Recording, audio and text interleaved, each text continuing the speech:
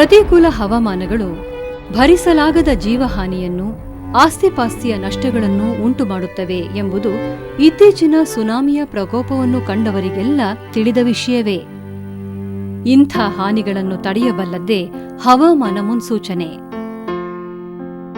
ಮೋಡಗಳ ಚಲನವಲನ, ವಾಯುಭಾರ ಮತ್ತು ಮೋಡಗಳ ಸ್ಥಿತ್ಯಂತರ, ಹವಾಮಾನದ ಏರುಪೇರು, ತಾಪಮಾನದ ಹಂಚಿಕೆಯ ಕ್ರಮ ಮುಂತಾದ ವಿಷಯಗಳು ಈ ಮುನ್ಸೂಚನಾ ಕ್ಷೇತ್ರದ ವ್ಯಾಪ್ತಿಯಲ್ಲಿರುವ ಅಧ್ಯಯನದ ವಸ್ತುಗಳು.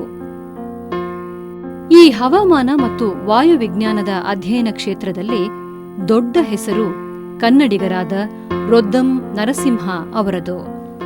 ವಾಯುಚಲನಶಾಸ್ತ್ರ ಏನು ಮಾಡಬಹುದು ಅಂತ ನನಗೆ ಇದು, ಇವಾಗ ನೀವು ನಮ್ಮ ಮಳೆ ಬರಲಿ, ಮುಂಗಾರು ಹಿಂಗಾರು ಮಾನ್ಸೂನ್ಸ್, ಅಥವಾ ಈಗ ಎಲ್ಲರೂ ಇದು ಪ್ರಪಂಚದ ಹವಾಮಾನ ಬದಲಾವಣೆ ಆಗ್ತಿದೆ ಅಂತಾರೆ, ಕ್ಲೈಮೇಟ್ ಚೇಂಜ್.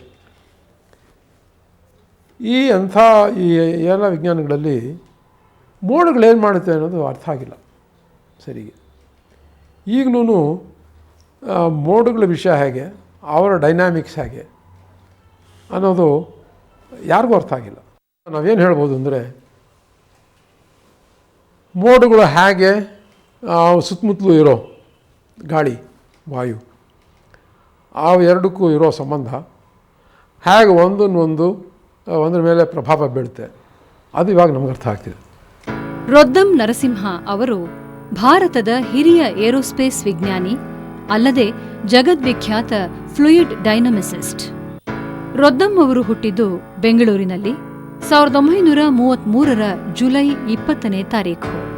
ಇವರ ತಂದೆ RL ನರಸಿಂಹಯ್ಯ, ತಾಯಿ ಲೀಲಾದೇವಿ. ಅವರ ಪ್ರಾಥಮಿಕ, ಮಾಧ್ಯಮಿಕ ಹಾಗೂ ಹೈಸ್ಕೂಲು ವಿದ್ಯಾಭ್ಯಾಸಗಳು ಬೆಂಗಳೂರಿನಲ್ಲಿ ನಡೆದವು.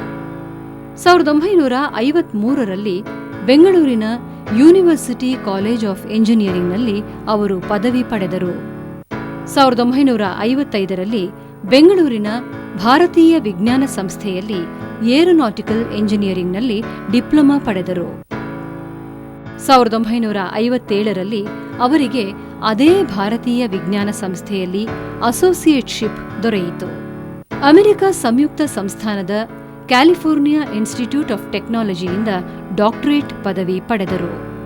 1962ರಲ್ಲಿ ಭಾರತೀಯ ವಿಜ್ಞಾನ ಸಂಸ್ಥೆಯನ್ನು ಸೇರಿದ ಅವರು ಇಲ್ಲಿನ ಏರೋಸ್ಪೇಸ್ ವಿಭಾಗದಲ್ಲಿ 1999ರವರೆಗೂ ಸೇವೆ ಸಲ್ಲಿಸಿದರು. ಪ್ರಸಕ್ತದಲ್ಲಿ engineering mechanics, Jawaharlal Nehru centre for advanced scientific ರಿಸರ್ಚ್ನಲ್ಲಿ ಅಧ್ಯಕ್ಷರು, ಜೊತೆಗೆ ಪ್ರಾಟ್ ಮತ್ತು ವಿಟ್ನಿ ವಿಜ್ಞಾನ ಮತ್ತು ಇಂಜಿನಿಯರಿಂಗ್ ಕೇಂದ್ರ ಹೈದರಾಬಾದ್ನ ಮುಖ್ಯಸ್ಥರಾಗಿಯೂ ಕಾರ್ಯನಿರ್ವಹಿಸುತ್ತಿದ್ದಾರೆ. 1984ರಿಂದ 1993ರವರೆಗೆ ಅವರು NALನ ನಿರ್ದೇಶಕರಾಗಿದ್ದಾಗ ಅಲ್ಲಿ ಹಲವಾರು ಮುಖ್ಯ ತಾಂತ್ರಿಕ ಯೋಜನೆಗಳನ್ನು ಪ್ರಾರಂಭಿಸಿ ಮುನ್ನಡೆಸಿದರು. 1983ರಿಂದಲೂ ಅವರು Herman Fairchild distinguished scholar, Caltech ಸಂಸ್ಥೆಗಳಿಗೆ ಸಂದರ್ಶಕ ಪ್ರೊಫೆಸರ್ ಆಗಿದ್ದಾರೆ. ಹಾಗೆಯೇ ಜವಾಹರಲಾಲ್ ನೆಹರು ಪ್ರೊಫೆಸರ್ ಆಗಿ Cambridge, NASA Langley, Brussels, Adelaide ಈ ವಿಶ್ವವಿದ್ಯಾನಿಲಯಗಳನ್ನು ಸಂದರ್ಶಿಸುತ್ತಿದ್ದಾರೆ. ಇದೇ ರೀತಿಯಲ್ಲಿ ಭಾರತೀಯ ಬಾಹ್ಯಾಕಾಶ ಸಂಶೋಧನಾ ಸಂಸ್ಥೆಯ ನಿರ್ದೇಶಕರಾಗಿ ಇವರು ಸೇವೆ ಸಲ್ಲಿಸಿದ್ದಾರೆ. ಪ್ರಮುಖವಾಗಿ ಇವರು ಅಂತರಿಕ್ಷ ವಿಜ್ಞಾನ, ಏರೋಸ್ಪೇಸ್ನ ತಾಂತ್ರಿಕ ಅಭಿವೃದ್ಧಿ ಮತ್ತು ಅದರ ನೀತಿಗಳ ಬಗ್ಗೆ ಸಲಹಾಕಾರರು ಮತ್ತು ಸಹಯೋಗಿಗಳಾಗಿದ್ದಾರೆ. 1977ರಿಂದ 79ರವರೆಗೆ ಅವರು ಯೋಜನಾ ಸಹಾಯಕರಾಗಿ HALನಲ್ಲೂ ಸೇವೆ ಸಲ್ಲಿಸಿದ್ದಾರೆ. ಇವರ ಸಂಶೋಧನೆಗಳ ಪಟ್ಟಿ ಅತಿ ದೊಡ್ಡದು. ಜ್ಯೋತಿಮಂಡಲ ಅಂದರೆ ಲುಮಿನಾರ್, ಪುಂಡು ಅಂದರೆ ಟರ್ಬುಲೆಂಟ್, ಹಾಗೆ ಇಬ್ಬಗೆ ಹರಿವು, ವಾಯುಕಂಪನಗಳ ರಚನೆ, ಸಂಪೂರ್ಣವಾಗಿ ಬೆಳೆದ ಪುಂಡು ವಾಯು ಪ್ರವಾಹ, ಮೋಡಗಳ ದ್ರವ ಸಂಚಲನ, ವಾತಾವರಣದ ಎಲ್ಲೆಗಳಲ್ಲಿ ಶಾಖ ವಿತರಣೆಯ ಕ್ಷೇತ್ರದಲ್ಲಿ ನಡೆಯುತ್ತಲಿವೆ. 1992ರಿಂದ 1994ರವರೆಗೆ ಅವರು ಭಾರತೀಯ ವಿಜ್ಞಾನ ಅಕಾಡೆಮಿಯ ಅಧ್ಯಕ್ಷರಾಗಿದ್ದಾಗ ವಿಜ್ಞಾನ ಬೋಧನೆಯಲ್ಲಿ ಹೊಸ ಯೋಜನೆಯೊಂದನ್ನು ಕಾರ್ಯರೂಪಕ್ಕೆ ತಂದರು. ವಿದ್ಯಾರ್ಥಿಗಳು ಮತ್ತು ಅಧ್ಯಾಪಕರುಗಳ ನಡುವೆ ಹೆಚ್ಚಿನ ಸಂವಹನ ಸಾಧನೆಗೆ ಅವರು ಸಹಾಯ ಮಾಡಿದರು. ರಾಷ್ಟ್ರೀಯ ಭದ್ರತಾ ಮಂಡಳಿ ಮತ್ತು ವಿಜ್ಞಾನ ಮಂಡಳಿಗಳಲ್ಲೂ ಅವರು ಸೇವೆ ಸಲ್ಲಿಸಿದ್ದಾರೆ. ಈಗ ಅವರು ಅಂತರಿಕ್ಷ ಆಯೋಗದ ಸದಸ್ಯರಾಗಿದ್ದಾರೆ. ಭಾರತ ಮತ್ತು ಫ್ರೆಂಚ್ ಜಂಟಿ ಹವಾಮಾನ ಸಂಶೋಧನಾ ಉಪಗ್ರಹ ಮೇಘಾಟ್ರಾಪಿಕ್ಸ್ನ ಕಾರ್ಯಕಾರಿ ಗುಂಪಿನ ಸಹ ಅಧ್ಯಕ್ಷರಾಗಿಯೂ ಅವರು ಕಾರ್ಯನಿರ್ವಹಿಸುತ್ತಿದ್ದಾರೆ. ಎನ್ಐಎಎಸ್ನ ನಿರ್ದೇಶಕರಾಗಿದ್ದಾಗ ಅಂತಾರಾಷ್ಟ್ರೀಯ ಭದ್ರತೆಯ ಹಿತದೃಷ್ಟಿಯಿಂದ ಅಮೆರಿಕದ ನ್ಯಾಷನಲ್ ಅಕಾಡೆಮಿ ಆಫ್ ಸೈನ್ಸಸ್ನೊಂದಿಗೆ ವಿಚಾರ ವಿನಿಮಯ ಮತ್ತು ಸಹಯೋಗಕ್ಕೆ ಉತ್ತೇಜನ ನೀಡಿದರು. ರೊದ್ದಂ ಅವರಿಗೆ ಸಂದ ಗೌರವಗಳು ಅಪಾರ ಸಂಖ್ಯೆಯವು.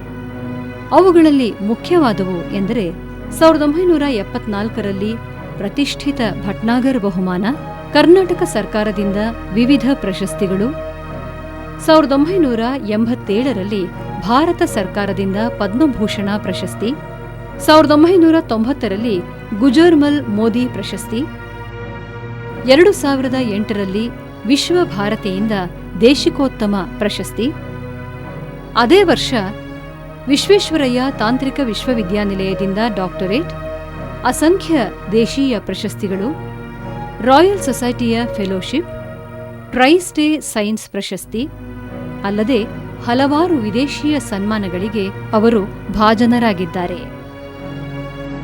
ರೊದ್ದಂ ನರಸಿಂಹ ಅವರು ಭಾರತದಲ್ಲಿ ಅಷ್ಟೇ ಅಲ್ಲದೆ ವಿದೇಶಗಳಲ್ಲಿಯೂ ಬಹುದೊಡ್ಡ ಜವಾಬ್ದಾರಿಯುತವಾದ ಹುದ್ದೆಗಳನ್ನು ಅಲಂಕರಿಸಿ ವಿಜ್ಞಾನ ಪ್ರಪಂಚಕ್ಕೆ, ಅದರಲ್ಲೂ ಹವಾಮಾನ ಮತ್ತು ಅಂತರಿಕ್ಷ ವಿಜ್ಞಾನಕ್ಕೆ ತಮ್ಮದೇ ಆದ ಅಪಾರ ಕೊಡುಗೆ ಕೊಟ್ಟು ಕರ್ನಾಟಕಕ್ಕೆ ಮತ್ತು ಭಾರತಕ್ಕೆ ಘನ ಗೌರವ ತಂದಿರುವುದು ಹೆಮ್ಮೆಯ ವಿಷಯ.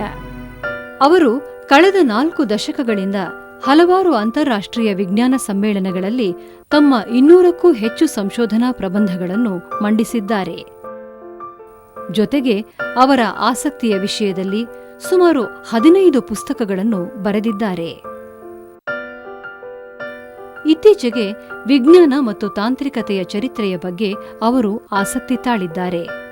ರೊದ್ದಂ ನರಸಿಂಹ ಅವರ ವೈಜ್ಞಾನಿಕ ಆಸಕ್ತಿಗಳು ಕೊನೆಯಿಲ್ಲದವುಗಳು. 75 ವಸಂತಗಳನ್ನು ಕಂಡಿರುವ ಈ ಹಿರಿಯ ವಿಜ್ಞಾನಿ ದಣಿವರಿಯದೆ ತಮ್ಮ ಅಧ್ಯಯನ ಮತ್ತು ಸಂಶೋಧನೆಗಳಲ್ಲಿ ಮುಂದುವರೆದಿರುವುದನ್ನು ಕಂಡು ಕಿರಿಯರು ಅಚ್ಚರಿಪಡುತ್ತಾರೆ.